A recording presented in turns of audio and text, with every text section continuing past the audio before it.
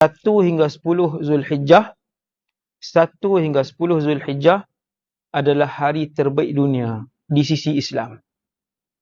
Sehingga ia lebih istimewa daripada 10 terakhir Ramadan.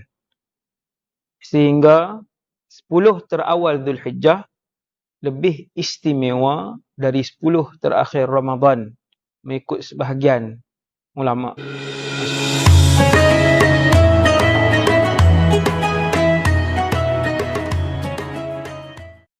Ada apa dengan Zulhijjah? Untuk pengetahuan semua, saya dan kita semua, 1 hingga 10 Zulhijjah, 1 hingga 10 Zulhijjah adalah hari terbaik dunia di sisi Islam. Sehingga ia lebih istimewa daripada 10 terakhir Ramadan. Sehingga 10 terawal Zulhijjah lebih istimewa dari 10 terakhir Ramadan, mengikut sebahagian ulama. Maksudnya, hadis-hadis yang bercakap tentang kelebihan 1 hingga 10 ni sangat banyak, iaitu Rasulullah dan para sahabat mengganda dan membanyakkan amalan ibadah dan kebaikan dalam 10 hari ini. Apakah amal kebaikan yang kita nak buat? Saya ringkaskan. Nombor 1, yang pertama ialah membanyakkan bacaan Quran. Sepanjang tahun kita baca Quran. 1 sampai 10 ni kita gandakan bacaan Quran. Ada orang kalau baca sirah salafus salih, di kalangan mereka mengkhatamkan Quran pada 1 hingga 10 Zulhijjah ni. Antara program yang mereka susun, mereka rancang untuk diri mereka, yang pertama khatam Quran. Yang ni siapa boleh buat, Masya Allah lah, sangat hebat. No? Nombor 1, program khatam Quran. Maksudnya ada 10 hari, sehari 3 juzuk. Kalau tak boleh, rasa berat, sehari 1 muka. Cukup lah. Siapa yang tak pernah baca Quran, tak pernah sepanjang tahun tak baca Quran, 1 Zulhijjah bacalah 1 sehari semuka surat Al-Quran. No? Paksa diri kita untuk menjadi ahli syurga. InsyaAllah Allah datangkan ikhlas. Yang pertama Quran. Nombor 2, bersedekahlah setiap hari.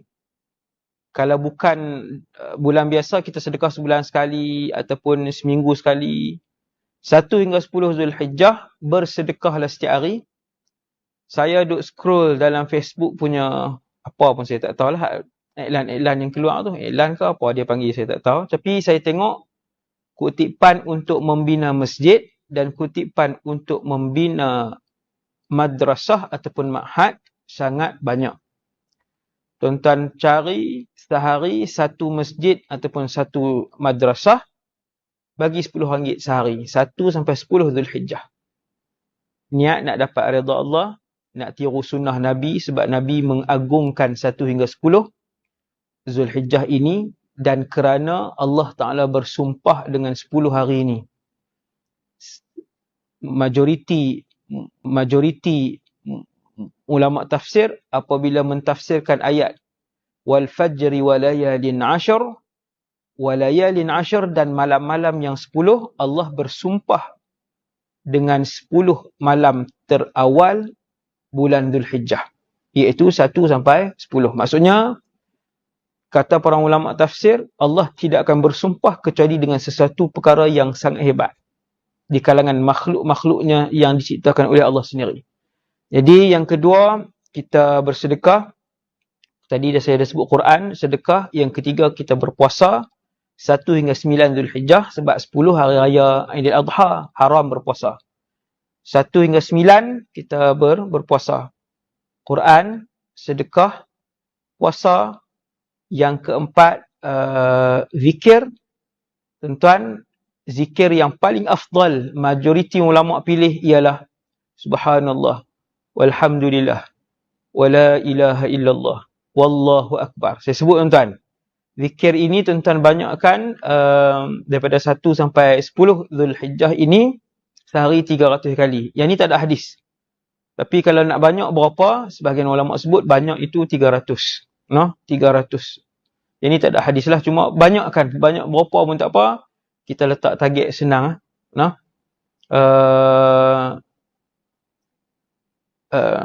Apa dia tadi? Sedekah, zikir, Quran, puasa sunat daripada 1 sampai 9 Zulhijjah. Saja aku puasa sunat Zulhijjah kerana Allah Ta'ala. Saja aku puasa sunat Zulhijjah esok hari kerana Allah Ta'ala.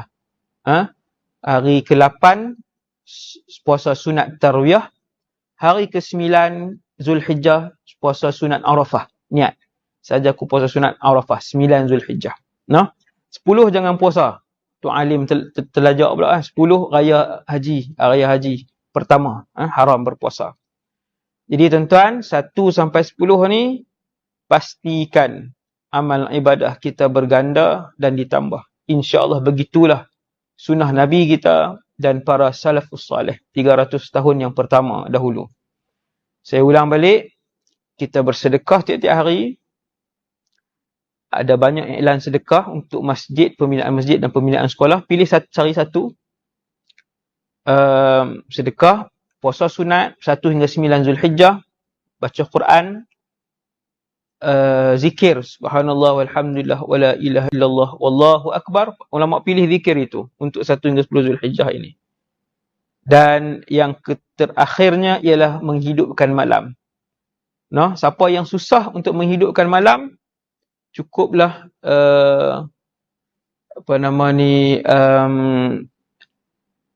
witir. Jangan tinggal witir, cukup. Jangan tinggal witir 3 rakaat, cukup. Siapa yang memang sepanjang tahun witir tu memang duk buat dah ustaz. Okey, kalau dah witir tu memang duk buat, ni bagi orang yang peringkat kedua lah. Dia ada yang advance. Yang advance lagi banyak lagi lah witir, tak tinggal tasbih tiap malam sebagainya. Tambahlah 2. Jangan tambah 10 kan, tambah sikit lah 2. Siapa yang tak pernah bangun sepanjang tahun, gantikan dengan witir 3 rakaat cukup. Tapi jangan tak semayang isyak pula.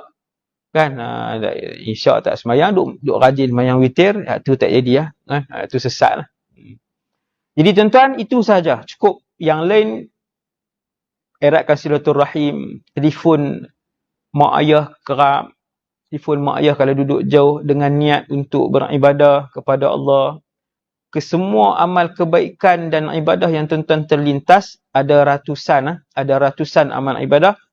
Maka buatlah takat mana yang kita mampu. Tapi yang saya sebut yang saya sebut tadi, Quran, zikir, puasa, sedekah dan semayang malam, witir tadi, yang tu jangan tinggal. Target yang tu, buat sikit ya. Siapa yang tak pernah buat sepanjang tahun tak pernah buat, jangan pulun melampau-lampau sekali dia jadi malal. Dia jadi jemu, kan, buat takat yang minimum. Yang minimum. Bismillahirrahmanirrahim. Itu peringatan ringkas saya untuk kita semua. Sempena 1 Zulhijjah yang kita masuk pada sekarang ni lah, masuk maghrib ni. Dan mula 1 Zulhijjah lah esok insyaAllah. Maghrib ni dah mula lah 1 Zulhijjah. Okay, tuan-tuan sekalian, kita sampai pada hadis yang ke-10. Tajuk dia, ni berapa minit dah? Dah berapa minit dah kita punya ni?